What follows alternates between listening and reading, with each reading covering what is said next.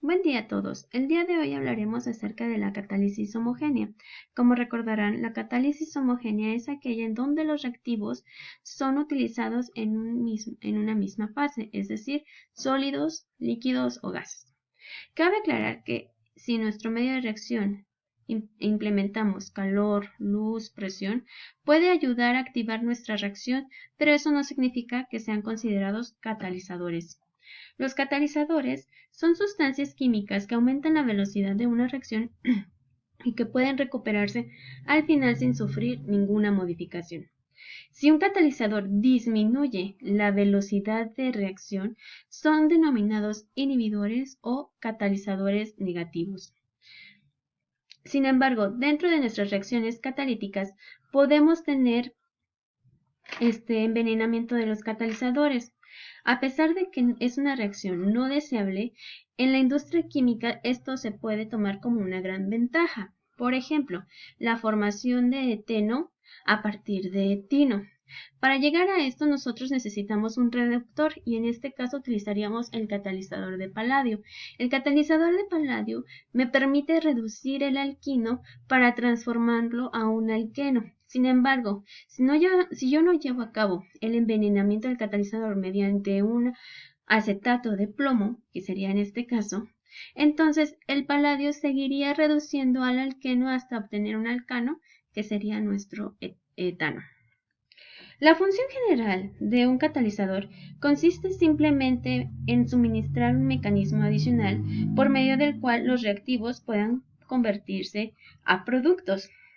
Este mecanismo alterno tiene una energía de activación mucho de menor que si se llevara a cabo una reacción en donde no se presenciara el catalizador, aumentando su energía de activación, por lo cual aquellos mecanismos de reacción que contienen catalizadores ayudan a disminuir la energía de activación, permitiendo que la velocidad de reacción sea más rápida. El mecanismo más simple por medio del cual un catalizador está dado por las reacciones es a partir del sustrato más el catalizador.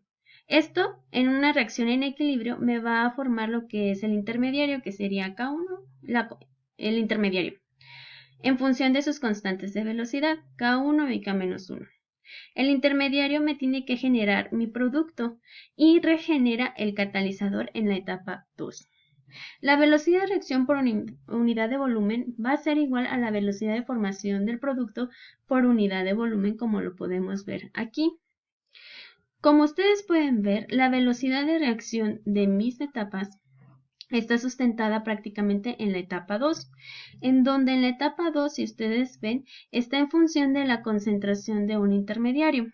En el video anterior, nosotros ya vimos que es incorrecto expresar en función de la concentración de mi intermediario, por el cual utilizo la aproximación del estado estacionario para conocer una concentración conocida. En función de esto, yo desarrollo mi expresión matemática en función de la aproximación del estado estacionario para llegar a la concentración del intermediario. La concentración del intermediario en este caso va a estar definida por las concentraciones tanto del sustrato como del catalizador con respecto a Km, donde Km es el aglomerado de todas las constantes que vieron en la diapositiva anterior. Si yo lo sustituyo en la velocidad de reacción principal, donde contengo mi intermediario, entonces puedo obtener que la velocidad de reacción va a estar en función de K2 por las concentraciones del sustrato y del catalizador con respecto a la Km. Si nosotros observamos perfectamente esta expresión matemática, podemos observar que la velocidad está directamente proporcional a la concentración del catalizador. ¿Esto qué me quiere decir? Que a medida que yo aumente la concentración del catalizador, la velocidad de reacción va a ser más rápida. Nosotros podemos escribir las concentraciones de todas las especies en función de los avances por unidad de volumen de las dos reacciones.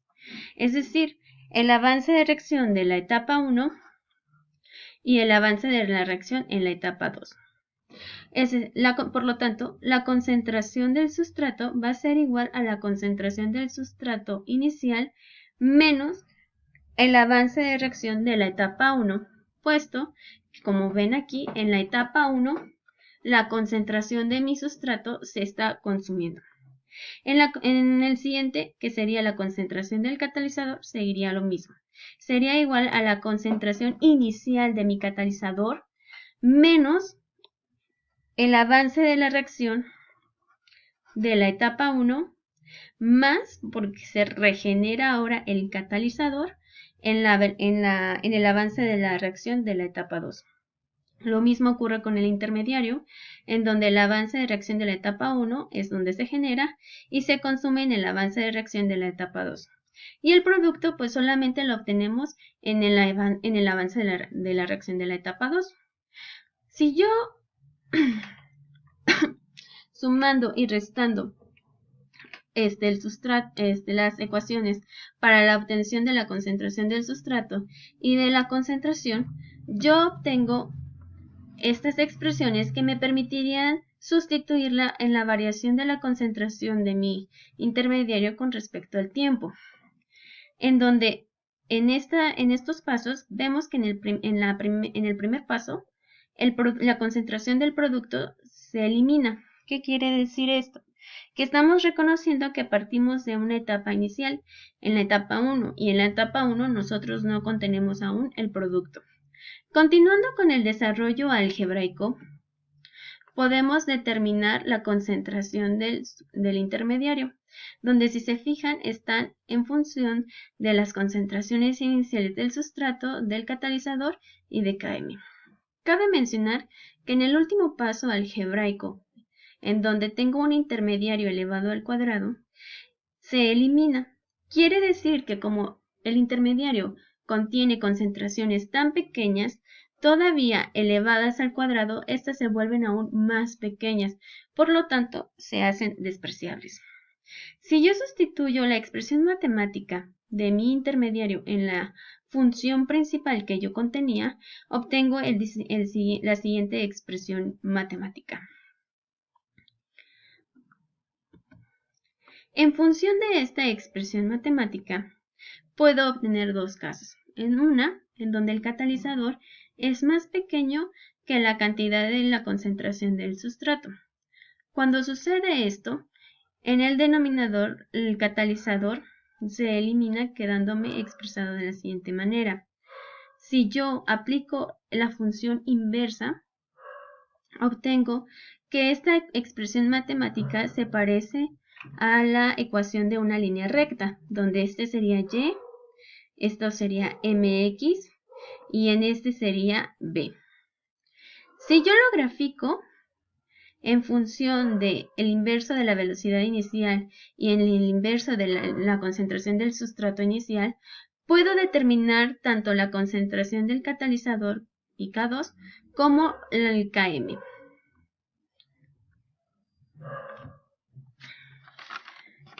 La dependencia de la velocidad inicial sobre la concentración del sustrato suele ser interesante.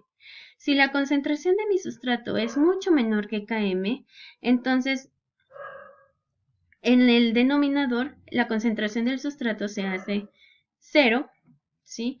Quedando la velocidad inicial expresada en un orden global 1, donde está expresada en función de la constante de mi catalizador, como lo pueden ver aquí, por la concentración de mi sustrato. Sin embargo, si yo lo utilizo en función de la concentración del sustrato, que sea aún mucho mayor que la constante m, entonces prácticamente, como pueden observar, mi velocidad de reacción está expresada en función de la constante de velocidad de la etapa 2 por la concentración del catalizador, tomando en cuenta que la concentración de mi sustrato tiene un orden 0. ¿Esto qué significa? Si yo lo grafico, prácticamente en la parte 1 de mi gráfica, que es donde tengo la línea recta y puedo obtener una pendiente, puedo vislumbrar que el catalizador se necesita para producir el intermediario. Tan pronto como la concentración del sustrato alcanza un punto donde esencialmente todo el catalizador se encuentra prácticamente dentro del intermediario, quiere decir que el sustrato no puede producir ningún cambio de velocidad, permaneciendo este constante. El caso 2 no suele emplearse tanto como es en el caso 1, porque la reacción en este caso es siempre de primer orden o de orden 0, y esto siempre va a depender del valor de la concentración del catalizador. Bueno, por hoy esto sería todo y los invito a ver el siguiente video de catálisis enzimática. Si no hay dudas, me despido con un cordial saludo. Muchas gracias.